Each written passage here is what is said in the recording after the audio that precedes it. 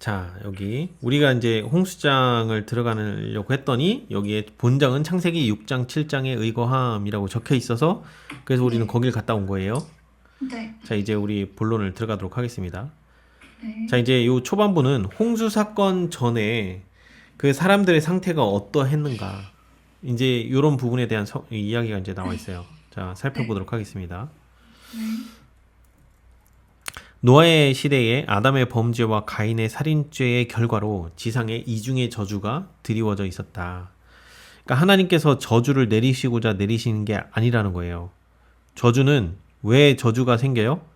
아담이 범죄한 그 죄의 결과와 가인이 범한 이 살인죄의 결과, 죄의 결과로 오는 거예요. 그래서 이거에 대한 우리 근거가 어디 있다고 했어요? 계시록 12장 7절에 있는 화이트석.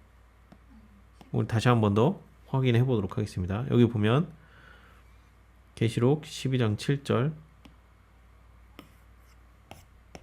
자, 여기 보면 두 번째 보면 마음이 마음에 끼치는 영향. 그래서 우리 여기 볼 때 요 가운데쯤에 마음에 끼치는 마음의 영향은 그것이 성화된 영향일 때에는 선한 것을 장려하는 강력한 힘이 되지만 그것이 하나님을 대적하는 자의 손에 있을 때는 그의 조금도 못지않게 악을 위하는 강력한 힘이 된다. 그래서 우리가 죄를 범하면 이 죄가 그냥 가만히 있지 않는다고 했죠. 이 죄의 결과가 항상 미치게 돼 있어요. 그게 다른 사람들을 통해서든 그 사람의 죄의 결과로 인해서 이 겪는 그 주변의 사람들이든 가까운 사람들에게든 어쨌든 이런 형태로든 계속 죄가 퍼져나간다는 거죠. 그런 죄가 자꾸 퍼져나가면 퍼져나갈수록 사람들이 하나님께서 창조하신 이 피조물의 세계에 주어진 동물이며 식물이며 뭐 여러 가지 먹거리며 금은 보화며 이런 것들을 무슨 용도로만 쓴다는 거예요? 자기 자신을 자랑하고 포장하는데 그런 목적으로만 쓴다는 거예요. 하나님께서 주신 뛰어난 육체와 육체적 기능과 여러 가지 이 탁월한 기능들을 다 뭐 하는 데만 쓰더라? 나 자신을 자랑하는 데만 쓰더라라는 거죠. 이기적인 목적으로만 쓰더라. 자, 그러나 그런 목적으로 그렇게 이기적인 목적으로 사용될 때 이 천연계는 계속해서 그 끊임없이 그 하나님의 그 생명을 받아서 이렇게 그 풍요로운 지상으로 계속 갖춰지는 게 아니고 어떻게 되겠어요? 자꾸자꾸 파괴되어 가겠죠. 그래서 이 저주는 천연계의 외관에 큰 변화를 가져오지 않았다. 쇠퇴에 분명한 징후들이 있었지만 땅은 여전히 하나님의 섭리의 선물로서 풍부하고 아름다웠다. 언제까지요? 하나님께서 그 대홍수를 일으키기 전까지는 어떻게 됐다? 천연계의 외관에는 큰 변화는 오지는 않았다. 그러나 이제 이 이후부터 죄인들이 이제 땅에 더 많아지고 사람들이 많아지고 그렇게 되면서 물론 이 홍수 때도 많았지만 그 이제 홍수로 인해서 한번 세상이 한번 싹 쓸려가고 그 당시에 그렇게 그 홍수 전 시대에 살았던 그런 그 풍요로움이 많이 사라진다는 거죠. 이 홍수 사건 이후로. 그래서 이 여전히 그들이 그 범죄하고 있음에도 분명히 여전히 하나님의 섭리의 선물로서 풍부하고 아름다운 그 동산이었었고 언덕들에는 열매가 주렁주렁 달린 가지들을 지탱해주는 장엄한 나무들이 아직도 무성하게 자라고 있었다는 거죠. 정원과 같은 넓은 평화는 실록으로 향기로웠다. 땅의 열매들은 매우 다양하였으며 거의 무한정으로 종류가 많았다. 나무들은 크기와 아름다움과 완전한 균형의 면에 있어서 지금의 어떤 나무보다도 훨씬 우월하였으며 그 제목은 나뭇결이 치밀했으며 거의 돌처럼 단단하였고 내구성이 돌 못지 않았다.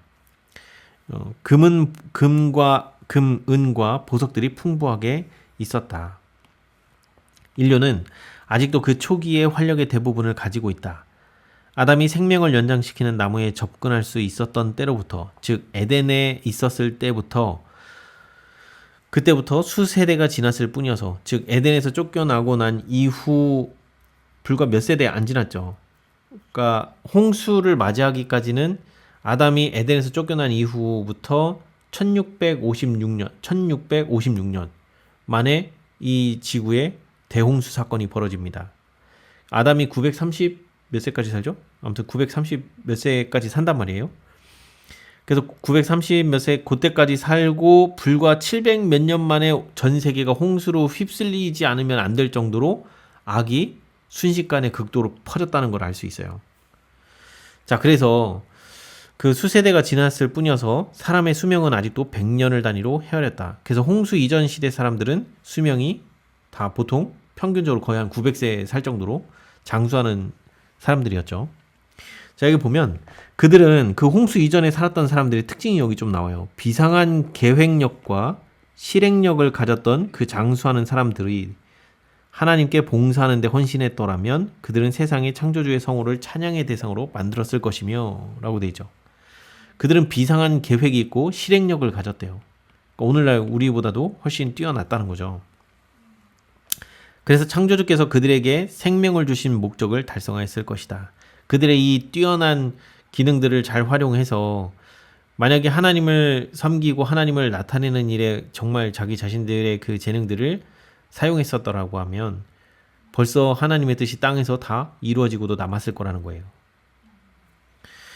그러나 그들은 이렇게 하는데 실패하였다. 자, 신장과 체력이 탁월하고 지혜가 걸출하고 그 다음에 가장 정교하고 아름다운 일들을 고안하는데 재간이 있는 거인들이 많았다. 보이죠? 근데 이럴 수밖에 없는 게 한 1000년씩 1000년 가까이 살아요. 1000년 동안 뭐 할 거예요? 자기가 하고 싶은 취미들 개발하고 자기가 갖고 있는 그 비상한 능력들 이거 그 실행력과 계획력도 뛰어나다고 돼 있잖아요. 그러니까 그 놀라운 그 재능들을 가지고 뭐 하겠냐는 거예요. 뭔가 하겠죠. 취미 활동이든 뭐 그게 문화 활동이든 뭐 어떤 뭔가를 만드는 것이든. 근데 그렇게 한 그 모든 것들이 뭐로 보자고요. 죄악을 엄격하게 제어하지 않는 데 있어서의 그들의 죄악은 그들의 재간과 정신적 능력에 비례하였다. 참 말이 어려워요. 이거를 참 영문을 좀 참 어렵게 해석해놨어. 근데 이 말을 가만히 해석을 해보면 무슨 얘기냐면 그들이 그들의 죄를 제어하지 않는 데 있어서 즉 막 그냥 방종하는 데 있어서 그들의 재관과 정신적 능력이 사용됨으로 인해서 그만큼 더 죄악이 늘어났다는 거죠. 더 빠르게. 그리고 그 모든 능력과 이런 재간들이 다 죄를 키워가는 데만 쓴 거예요. 거기에만 받쳐졌다는 거예요. 이 재간과 능력들이. 그러니까 온통 죄 짓는 데 활용했다는 거예요. 결론적으로 얘기하면. 그래서 하나님께서는 홍수 전에 살았던 사람들에게 풍요한 선물을 많이 주셨다. 여기 보면 이 풍요한 선물을 우리는 이제 어느 정도 좀 유추할 수 있어요. 사람들에게 있어서 가장 풍요로운 선물이 뭐였어요? 첫 번째, 나이, 장수하는 거, 그죠? 두 번째, 우리 계속 봐왔잖아요. 뭐라고요? IQ? 그쵸? IQ, 네. IQ, 지혜, 지식, 지혜. 그 다음에 체력. 네. 그리고 한 번만 보면 다 외워. 그냥 한 번만 봐도 다 기억할 수 있어요. 이거 엄청난 재능들이잖아요. 네. 그죠? 이런 풍요로운 지적, 영적 이런 재능들이 풍요롭게 하나님께서 그들에게 모두 다 주셨는데도 불구하고 무슨 용도로 쓴다? 그들은 그분의 선물을 자신들을 뭐 하는데? 자기 자신들을 영화롭게 하는데 사용했으며 사단이 부자선자 1장에서 사단이 타락하고 난 다음에 그의 마음 가운데 무슨 생각이 들어요? 하나님께서 주신 특별한 이 능력과 이 선물들을 감사함으로 여기지 않음으로 인해서 원래부터 나에게 있었던 거라고 생각하니까 감사하는 정신이 있어요, 없어요? 감사할 리가 없죠. 그리고 또 뭐예요? 자기 자신의 그 뛰어난 재능들 그걸 가지고 자기를 치장하고 이러면서 뭐 한다고요?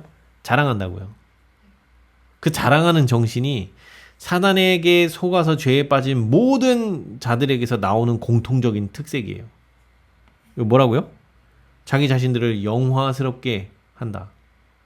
결국엔 뭐 하는 거예요? 자기 자랑이잖아요. 남들보다 내가 더 뛰어나. 이런 거 자랑하는 거잖아요. 그냥 철저하게 우리는 사단이 가지고 있는 그 정신 그대로 살기 때문에 그냥 사단의 정신하고 똑같은 게 나와요. 그들의 애정을 선물들을 주신 분에게가 아닌 선물들에만 둠으로써 그것들을 저주로 만들었다. 즉 하나님께서 주신 그 선물들을 여기 보면 그들의 애정을 선물들을 주신 분에게가 아닌 그들의 여기 보면 애정이라고 되죠. 그러니까 그들의 애정이라고 하면 결국엔 마음이잖아요. 그들의 그 심령을 자기에게 그 선물을 제공해주고 계신 여전히 우리에게 숨을 주시고 삶을 주시고 시간을 주시고 재능도 주신 하나님께 이 선물을 주신 거에 대해서 감사함으로 하나님께 영광 돌리는 게 아니고 뭐 한다? 자기에게 주어진 그 모든 재능들을 다 뭐 하는 데만 쓰는 거예요? 자기를 영화스럽게 하는 용도로만 쓴다. 그래서 어떻게 해요? 선물들 그들의 모든 관심이 자기의 그 재능과 이런 뛰어난 이 특징들을 가지고 자기를 영화롭게 하는 데만 쓰다 보니 그 하나님께서 주신 이 모든 풍요로운 선물들이 다 무슨 용도로 바뀌는 거예요? 온갖 그냥 세상의 저주거리만 더 늘어나게 만든다는 거죠. 죄의 저주가 계속 임하는 그런 일이 계속 벌어지는 거예요. 악순환이 계속 발생하는 거예요. 그래서 그들은 금은 보석과 상품의 목재를 써서 그들 자신을 위하여 주택을 건축하였고 자기 자신을 위해서 집 짓는 게 뭐 잘못이에요? 근데 여기 뭐라고요?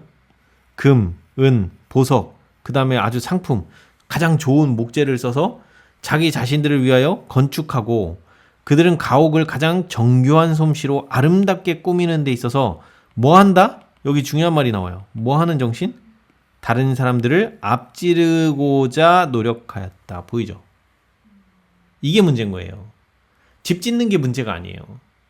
근데 그 집을 예쁘고 정교하게 막 정말 멋지게 져요. 근데 그게 무슨 목적으로 짓는다? 남들보다 더 멋진 집 지으려고. 결국엔 다 뭐예요? 다 자기 자랑. 여기에 꽂혀 있는 거예요. 지금 우리가 사는 세상이랑 이때랑 똑같다고 했잖아요. 그래서 예수님께서 뭐라고 했어요? 마지막 때는 노아의 때와 같다고 했잖아요. 세상 사람들이 다 뭐 한다고요? 돈을 사랑하며 자기를 사랑하며. 자기 자랑. 지금 우리가 사는 시대에 똑같잖아요. 근데 여기 지금 똑같이 과거에 이 홍수 시대 때 멸망당한 사람들이 가졌던 그 정신과 오늘날 우리가 갖고 있는 정신이 똑같아요. 그러니까 예수님이 노아의 때와 같다고 얘기하는 거예요. 이해가 되시죠? 그래서 그들은 그들의 교만한 마음의 욕망을 만족시키기만을 추구했으며 쾌락과 사악의 길에 빠졌다. 그러니까 이제 이런 자랑질도 한참 하다 보면 그것도 재미가 없어. 한 1000년 사는데요. 자랑질도 적당히 해서 재미를 느껴야지. 근데 요거 한 분야를 예를 들어서 내가 집을 짓는 데 있어서 막 정말 진짜 온갖 저기를 해서 막 남들 앞에 막 자랑거리를 막 내세웠어. 근데 어느 순간 이제 여기에 흥미를 잃어버려. 그럼 이제 뭐 할까요? 낚시나 뭐 다른 거 바둑이든 뭐가 됐든 다른 쪽으로 가서 거기서 또 그 분야에서 남들을 앞지르고 1등 되려고 또 하겠죠. 그러니까 1000년 동안 뭐 하면서 살겠어요? 주제 바꿔가면서 그 분야에서 자기가 관련된 분야에서 최고가 되려고 추구하는 정신이 그 세상 사람들이 가졌던 정신이 이었겠죠. 자, 그래서 보자고요. 그래서 그 결과는 결국에는 쾌락과 사악의 길로 빠졌는데, 자, 그 당시 사람들의 마음에 여기 중요한 말이 나와요. 마음에 나오죠. 마음에 뭐 하기 싫어한다고요? 하나님 두기를 싫어한다. 심지어 얼마 있지 않아 그분의 존재까지 부인하기에 이르렀다. 그러면 이들이 왜 하나님을 마음에 두는 걸 싫어했을까요? 그 이유가 뭘까요? 하나님을 마음에 두면 먼저 자기가 더 낮아져야 되고 그런 것들을 반대로 하게 되잖아요. 그런 그렇죠. 마음들이 이제 지배가 되니까. 그렇죠. 그러니까 스스로 그거를 이제 이게 안 하려고 더 노력하는 거죠. 그거를 하면 자기가 반대되는 삶을 살아야 되니까요. 빙고입니다. 정답이에요. 이게 근데 오늘날 우리에게도 똑같은 현상이에요. 똑같죠, 네. 지금 하나님의 말씀은 명백하게 이제 죄에서 돌이켜 죄된 습관을 버리고 그 다음에 하나님께서 지금 예언의 그 화이트부인을 통해서 주신 이 예언의 신을 통해서 건강개혁이며 기타 죄에서 벗어나는 여러 가지 그 악습을 할 때 어떤 문제점, 그 다음에 우리가 지금 복음을 어떻게 받아들여야 되고 하나님을 알아가야 되고 우리가 품성 변화가 어떻게 일어나는지 자세히 다 기록이 돼 있어요. 네. 문제는 뭐예요? 내가 하기 싫어. 이걸 쳐다보면, 이걸 공부하기 시작하면 내가 좋아하는 걸 못 하거든요. 네, 반대로. 하기 싫어. 그걸 나는 저거 하고 싶은데 이 말씀을 가까이 하고 하다 보면 내가 좋아하는 걸 못 해요. 네. 점점 그걸 하는 게 죄라는 거를 자꾸 말씀이 가르쳐 주기 때문에. 알겠죠? 네, 그러니까 말씀을 가까이 하는 걸 좋아할까요? 싫어할까요? 싫어하죠. 교회는 다니지만 말씀을 제대로 공부하지 않는 이유가 다 거기 있어요. 그들의 마음 이면에는 다 그런 정신이 깔려 있는 거예요. 여기 똑같아요. 다르지 않습니다. 네, 아시겠죠?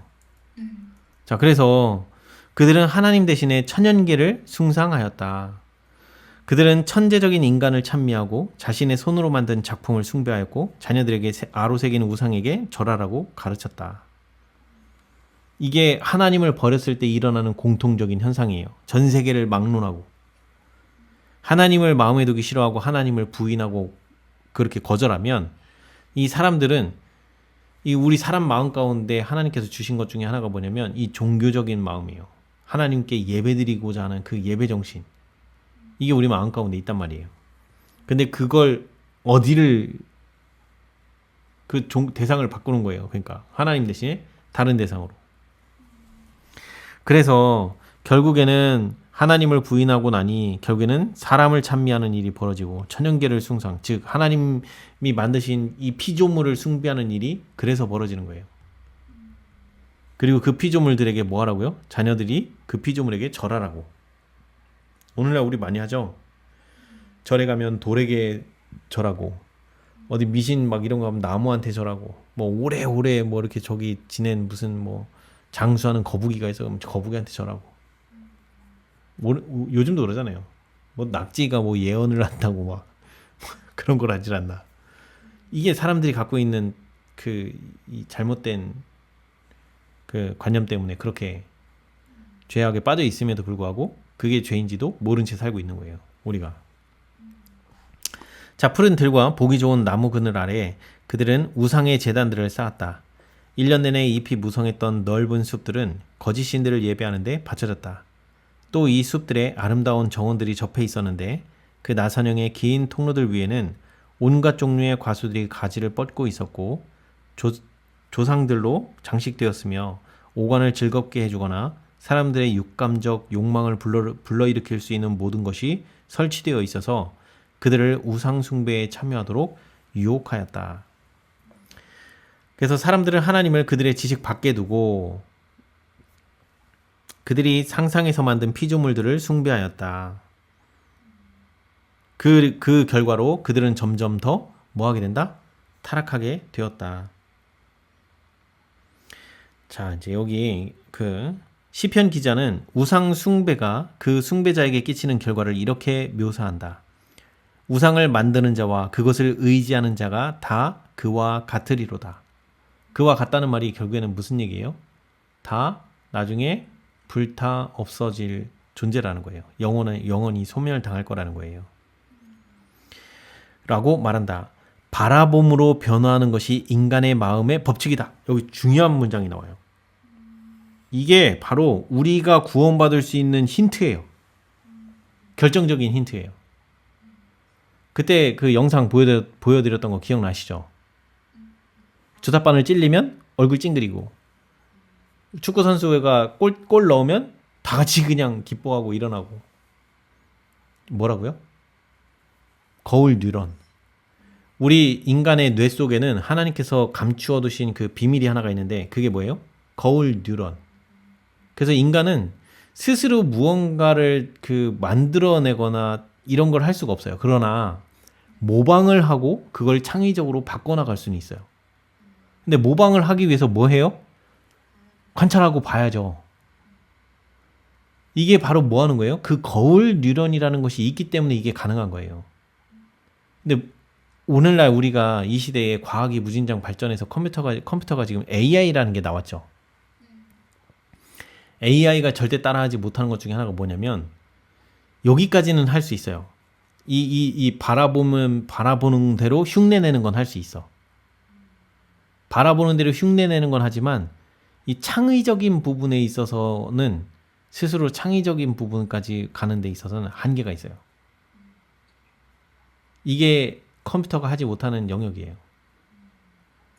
그래서 AI가 요즘에는 그 카메라를 통해서 들어온 영상들을 분석을 해서 자기가 어느 쪽으로 가야 되는지, 특히 테슬라 같은 경우 보면 기가 막히죠. 운전 사람보다 더 잘해. 이 컴퓨터도 그 정도인데 이 사람은 어떻게 했냐는 거예요. 그래서 바라봄으로 변화하는 것이 인간의 어디? 마음의 법칙이라고 돼 있어요.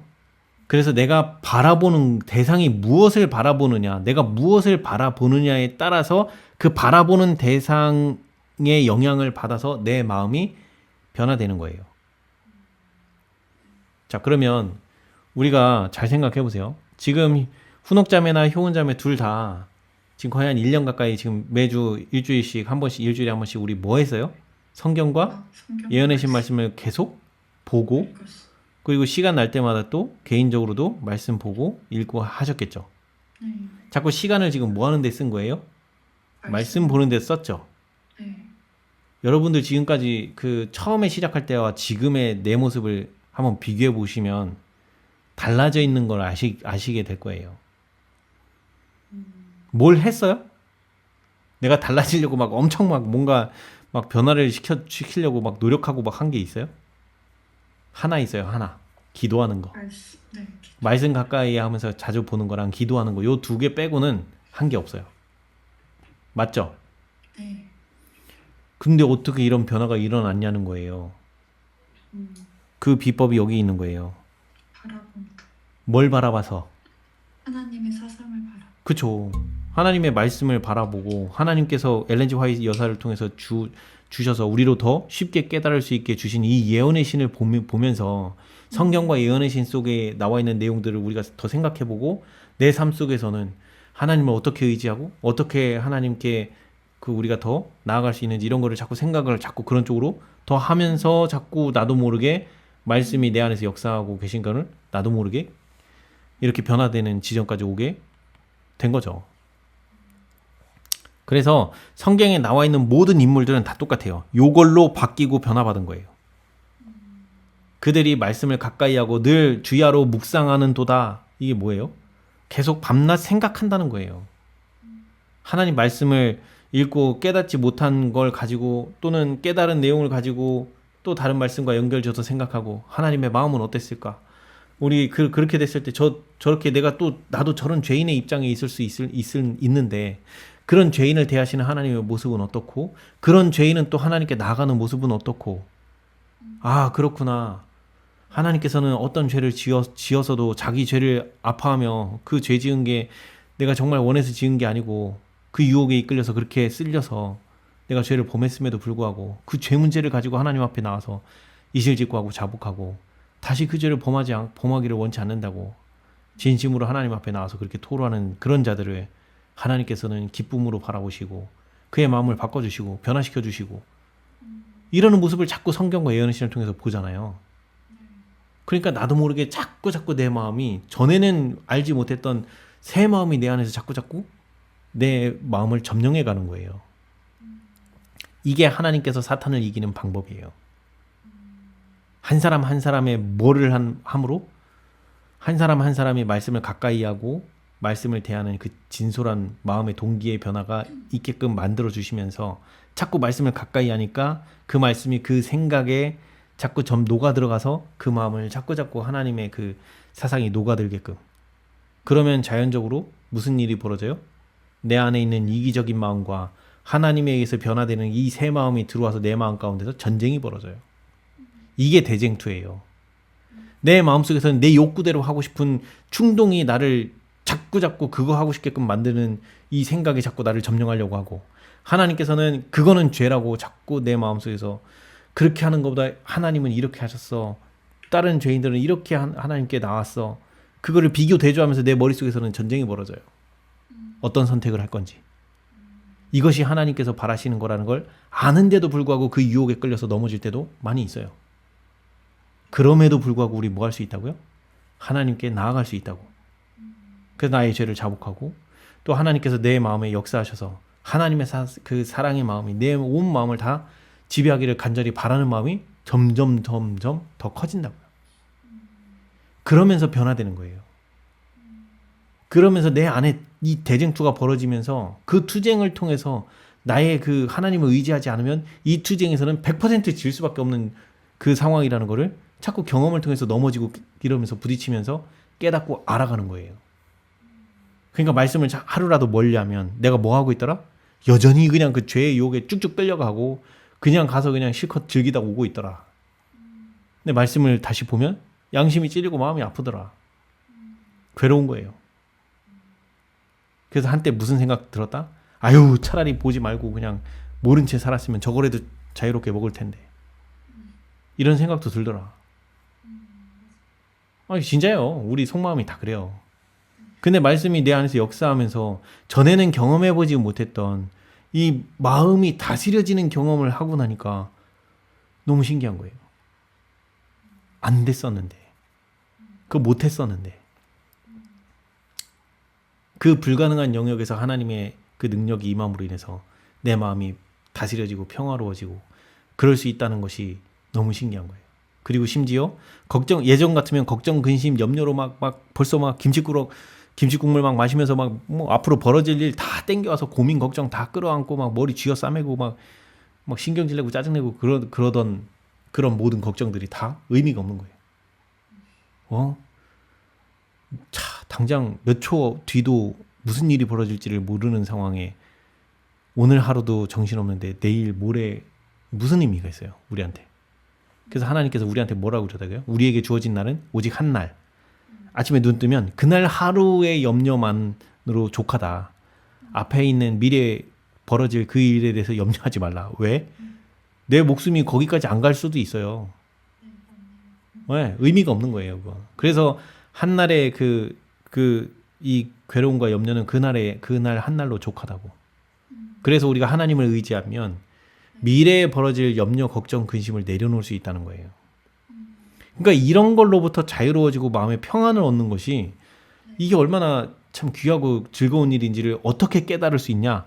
그 평화가 깨져보면 알아요. 다시 그 평화가 내 안에 있었으면. 너무 괴롭고 힘든 상황에 놓여버려서 그 평화가 완전히 박살나고 깨져버렸어요? 그러면 그 평화가 얼마나 소중한 건지를 알게 돼요. 그래서 우리 마음 가운데는 계속 이게 엎어지고 깨지고 이런 일들이 계속 벌어져요. 그래서 우리의 변화는 어떻게 온다? 바라봄으로 변화하는 것이 인간의 마음의 법칙이다. 이거 여러분들 머릿속에 콱 박아놓으세요. 까먹으려고 하면 여기 와서 다시 보세요. 절대 잊지 마세요. 누가 뭐라고 해도 누가 무슨 진리 99점 몇 프로가 진리라고 자기네가 또 옳다고 백날 우겨도 나를 변화시켜 주는 건 오직 이 방법밖에 없어요. 아시겠죠? 그래서 우리가 자꾸 뭘 봐야 되냐면 성경과 예언의 신에 나와 있는 구약의 여호와 하나님, 신약의 예수님, 그리고 그 하나님께서 보내신 선지자들과 그 예수님의 제자들, 그 다음에 그들을 통해서 그 회개하러 나오는 그 백성들, 죄에 물들었다가 그들의 그 외치는 그 기별에 자기의 마음을 찢으며 나와서 회개하고 자복하는 사람들, 이렇게 바라보다 보면 내가 어떻게 해야 할지를 알게 돼요. 전보다 더 잘 알게 돼요. 그러면서 뭐를 알 수 있어요?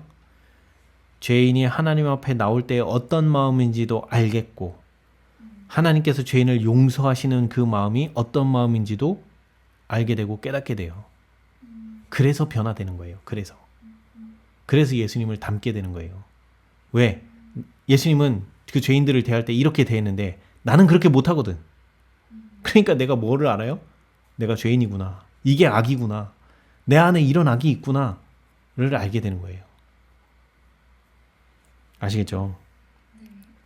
자, 이어서 가겠습니다. 사람은 진리와 순결과 거룩함에 대하여 자신이 가지고 있는 개념 이상으로 높아지지 않는다. 무슨 얘기예요? 스스로 거룩해질 수 없다는 얘기예요. 스스로 죄를 버릴 수 있다는 게 아니에요. 못 버린다는 거예요. 자신이 가지고 있는 개념 이상으로 높아지지 않는다. 그러니까 뭐 해야 된다는 거예요? 바른 진리를 가르쳐주는 말씀이 와야 돼요. 우리의 도덕적 수준은 저 바닥이에요. 바닥. 그 바닥에 있는 도덕적 수준이 바닥인 사람들끼리 사는 세상이에요.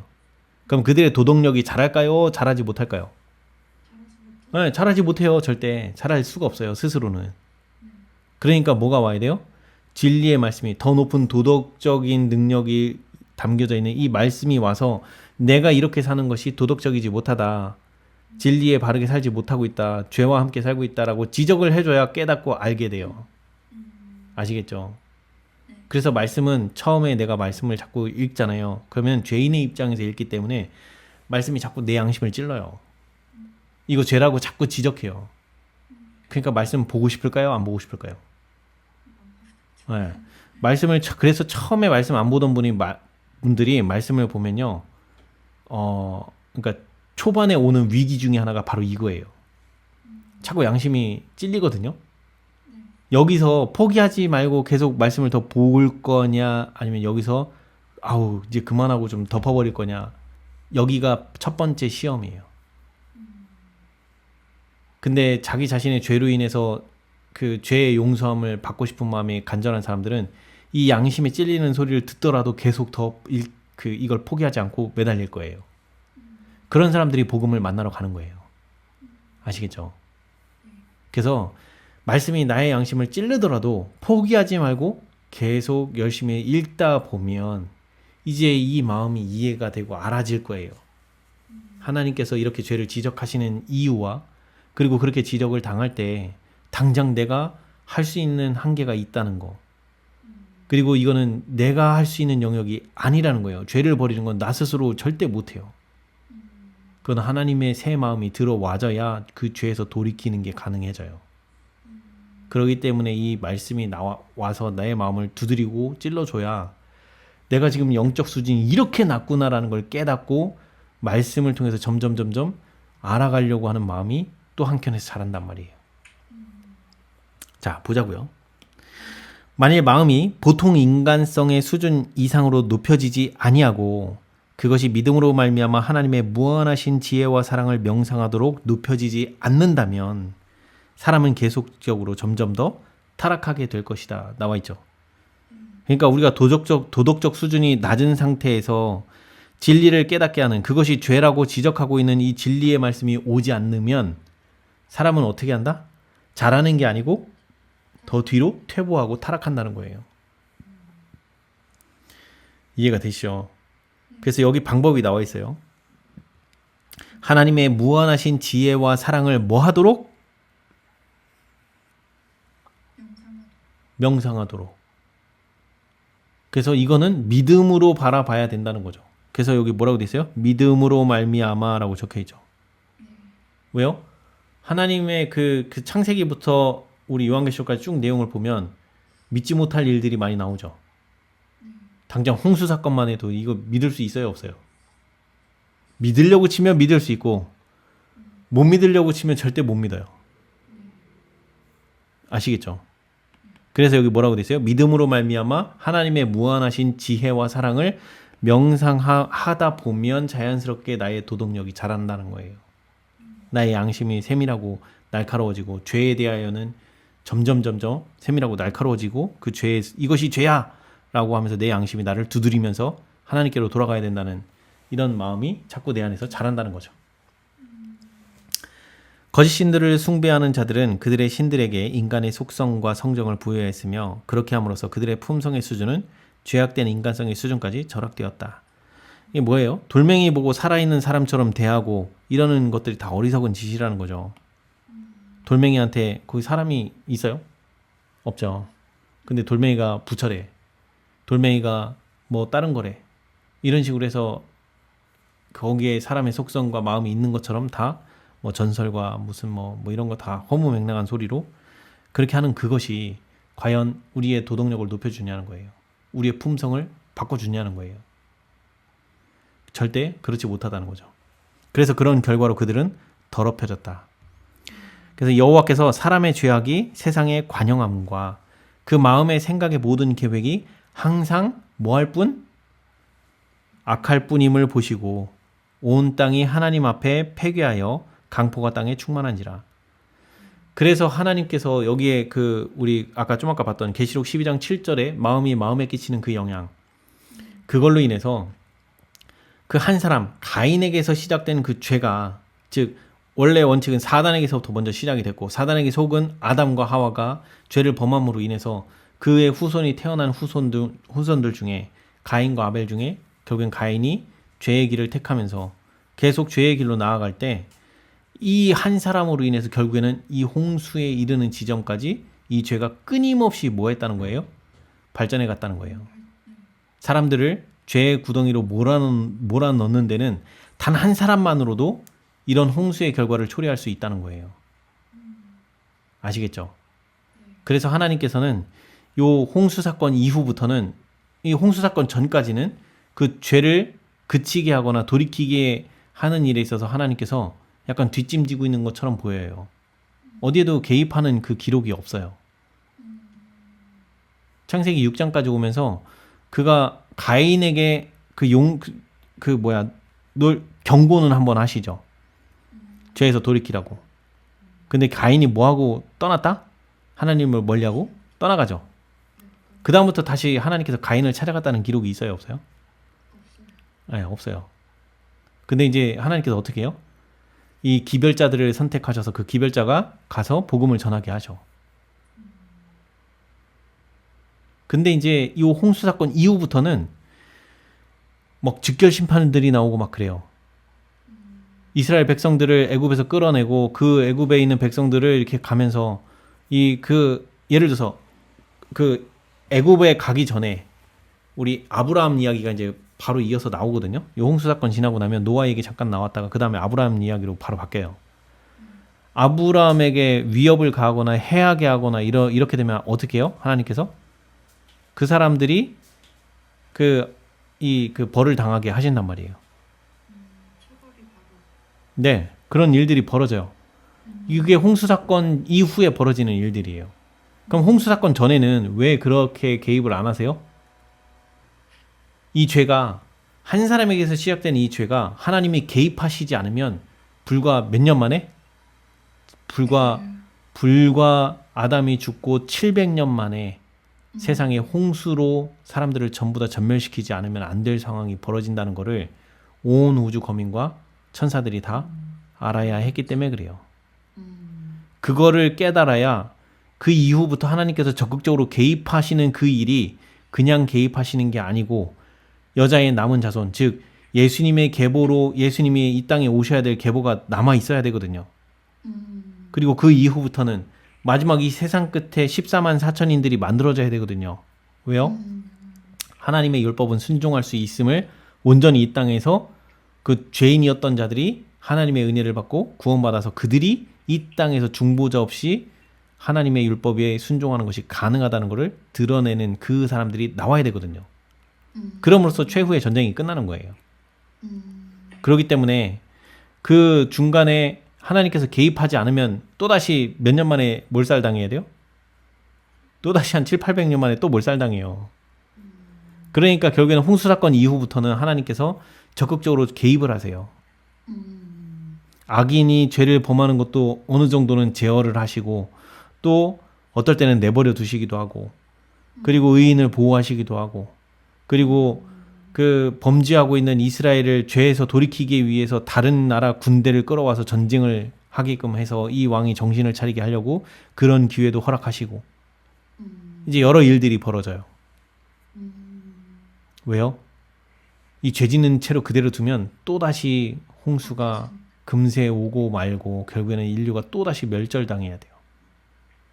그렇기 때문에 그래요. 근데 이 복음은 어디까지 가야 돼요? 이 지구의 운명이 최후의 순간에 이르고도 다시 새 세상이 창조되고 난 이후에도 이 하나님의 법은 율법은 영원히 존재할 거기 때문에 아시겠죠? 자, 어쨌든 자, 그래서 여기 중요한 말이 계속 뭐예요? 그 마음의 생각이 그리고 그 마음의 모든 계획이 뭐하다 항상? 악하다는 거예요. 근데 우리는 하나님을 믿는다고 교회를 자꾸 다니면 무슨 착각에 빠지냐면 내가 구원받았다라고 하는 요 사상들이 자꾸 우리를 무슨 착각에 빠지게 만드냐면 이 정도면 될 것 같아. 이 정도면 뭐 나도 구원받지 않을까? 요게 우리를 멸망하는 아주 그냥 그 멸망으로 가게 만드는 단초 역할을 하는 게 그거예요. 아침에 제가 보내드렸던 그 엘리야 이야기 기억나시죠? 네. 엘리야가요, 갈멜산에서 불 내리는 그 이적을 하나님께 기도하고 정말 진짜 경건한 마음으로 그렇게 해서 불 내리는 이적을 본지 불과 24시간도 안 지났어요. 몇 시간 되지 않았다고요. 그런데 자다 말고 갑자기 이세벨이 쫄따구들이 와서 너 내일 죽는다? 이렇게 얘기하니까 바로 도망가죠. 껐어요. 네. 하나님께서 보내신 선지자도 우리가 잠시 내가 어떤 위기 상황에 닥치면 당황해서 방금 전에 하나님께서 무슨 역사를 하셨는지 그거를 경험했음에도 불구하고 잊어버리고 정신줄 놓고 도망갈 수 있어요. 그걸 생각하면 구원받았다라고 하는 이 사상이 얼마나 우리를 그 위험한 지경으로 몰고 가는지 아시겠죠? 그렇죠. 거기에는 하나님을 의지하고자 하는 정신을 갖지 않게 만들어요. 그러다가 베드로가 멸망당할 뻔했어요. 예수님 3번 부인하고 겨우겨우 살한 거예요. 우리 잘못하면 그러다 멸망당할 수 있어요. 그래서 계속 제가 말씀드린 게 뭐냐면 우리가 죄 앞에 얼마나 연약한 존재인지를 깨달아야 돼요. 내가 얼마나 쉽게 다시 죄를 범할 수 있는지를 깨달아야 돼요. 내가 계속 하나님을 의지하지 않으면 내가 이렇게 연약하구나라는 거를 깊이 자꾸 알면 알수록 점점 하나님과 가까이 그 가까운 사이가 되고자 자꾸 말씀을 가까이 하고 그 말씀을 내 마음에 외우기도 하고 새기기도 하고 이런 일들이 더 열심히 일어나게 돼 있어요. 이런 선순환 사이클이 자꾸 이루어지니까 자꾸 하나님께서 나와 계속 함께 하실 수 있는 일이 벌어지는 거예요. 그래서 우리는 절대 나 스스로 깨끗해질 수 있는 존재가 아닙니다. 왜요? 우리 마음의 생각이 모든 계획이 항상 악하기 때문에. 요거 누가 빨리 깨닫느냐예요. 그래서 첫 회개는 바로 이거예요. 이 내 마음의 모든 생각이 항상 악하다라는 사실을 경험적으로 깨닫는 거예요. 머리로도 깨달을 수 있지만 머리로 깨닫는 거 말고 내가 진짜 이렇게 악한 존재구나라는 사실을 처음 각성 한번 할 때가 그때가 최초의 회개예요. 그럼 그 회개 한번 하고 나면 그다음부터 회개 안 해도 돼요? 아니요. 매일매일이 그냥 내가 진짜 얼마나 쓰레기 짓을 하는지 내 자신이 점점 보여요. 그래서 여기 좀 더 이제 우리가 요 홍수 챕터를 보고 있는데 에녹이 그런 생각을 가져요. 여기에 뭐라고 돼 있냐면 여기 나와요. 자, 한때 빛을 받았지. 아니 잠깐만요. 아 여기가 아니구나. 잠깐만요. 여기가 아니라 여기 뒷부분인가 보다. 잠깐만요. 어디였지? 기억이 안 나네. 잠깐만요. 까먹었어. 아 이거 노하지. 아 죄송합니다. 에녹 이야기가 여기 있었어. 여기 있다. 자 여기 보면 그 6장의 셋과 에녹 장면에서 보면 이 내용이 나와요. 에녹은 하나님과의 연결이 긴밀하게 되면 될수록 자신의 연약함과 불완전함을 더욱더 깊이 느꼈다. 알겠죠? 바로 이거예요. 그러니까 하나님과 사이가 가까워지면 가까워질수록 내가 얼마나 연약한 존재고 내가 죄 앞에 얼마나 무능한 존재인지를 더 깊이 인식하고 깨닫기 때문에 구원받았다라는 말 자체를 할 수가 없어요. 나는 그저 뭐라고 얘기할 수 있냐면 예수님이 십자가상에서 그 마지막 때 하신 말씀 중에 어떤 말씀이 있냐면 아버지여 나의 영혼을 아버지 손에 맡기나이다. 이게 예수님이 했던 마지막 그 기도거든요. 그러니까 우리가 예수님을 닮고 나의 죄가 어떤지를 깊이 깨달은 사람들이 내뱉는 고백은 바로 이 고백이에요. 나의 이 연약함을 아시는 하나님이기 때문에 내가 굳이 이런 부분에 있어서 뭔가 이렇게 막 더 잘나 보이게 하려고 애쓸 이유가 전혀 없어요. 내가 얼마나 연약하고 불완전한 존재인지를 깊이 인식하고 깨닫기 때문에. 그래서 이런 사람들 입에서 나오는 소리는 뭐냐면 아버지여 나의 영혼을 아버지 손에 맡기나이다. 그래서 자기 자신의 죽음과 그 모든 이런 것들을 그저 하나님께 다 맡기는 것이 최선이라는 것을 깊이 인식하고 깨닫고 있기 때문에 그런 고백을 할 수 있는 거예요. 근데 구원받았다라고 하면 과연 그 사람이 하나님께 자기 자신을 맡기는 거 할까요? 이건 조금만 생각해 보면 알게 돼요. 자, 하나님께서는 사람에게 당신의 계명을 생애의 법칙으로 주셨으나 그분의 율법은 범해졌으며 그 결과 생각해낼 수 있는 온갖 죄가 나타났다. 그래서 하나님의 율법은 뭘 하라는 거예요? 죄에서 돌이켜 떠나라는 게 하나님의 법이에요. 근데 이 생명의 법칙, 여기 보면 생명의 법칙이라고, 생애의 법칙이라고 나와 있잖아요. 그러니까 하나님의 계명은 생애의 법칙이다. 이거 다 같은 말이에요. 하나님의 율법은, 그분의 율법은 사랑이다. 하나님의 계명은 생애의 법칙이다. 사랑이다. 같은 거예요. 우리가 살아가면서 하나님의 그 이타적인 마음으로 세상을 살면 이 세상이 평화로워져요. 그리고 서로를 사랑하게 돼요. 왜? 그 정신 자체가 이타적인 정신이에요. 나를 사랑하는 정신이 없는 사람들이 사는 세상이에요. 이게 바로 하나님의 율법이고 그게 계명에 추구하는 바예요. 근데 이기적인 정신이 들어오면 남을 배려한다 안 한다? 안 한다. 그러니까 온갖 죄가 거기서부터 시작이 되는 거예요. 그래서 이 사탄에게 있어서 죄의 첫 출발점이 뭐냐면 바로 그 이기적인 정신. 그 이기적인 정신이 최초로 시작되는 그 지점이 바로 사탄에 의해서 죄가 창조되는 시점이에요. 죄가 창조된다. 그러니까 죄의 창시자가 사단이니까. 아시겠죠? 왜 죄가 창시가 된다고 얘기를 하냐면 하나님의 말씀에 순종할 거야 말 거야 그 선택권을 누구한테 줬기 때문에? 사탄에게 줬기 때문에. 그럼 사탄이 불순종을 선택하는 순간 나오는 게 바로 이 이기적인 정신이에요. 그래서 죄가 사탄에 의해서 창시되었다라는 표현, 창조되었다, 죄의 창시자 이런 표현이 나오는 이유가 바로 그거예요. 불순종을 최초로 하는 존재가 바로 그 이기적인 정신을 들여오는 자란 말이에요. 거기서부터 이기심이 시작이 되기 때문에. 그래서 그 최초의 처음 시작점을 가진 사람이 죄의 창시자가 되는 거예요. 이해가 되시죠? 자, 사람들의 사악함은 공공연하고 담대하였으며 공의는 땅에 짓밟힌 바 되고 압제받는 자들의 부르짖음은 하늘에 상달되었다. 자, 오늘은 9시가 넘었으니까 벌써 여기까지만 하고 마무리 하시죠. 여기부터는 다음에 할게요.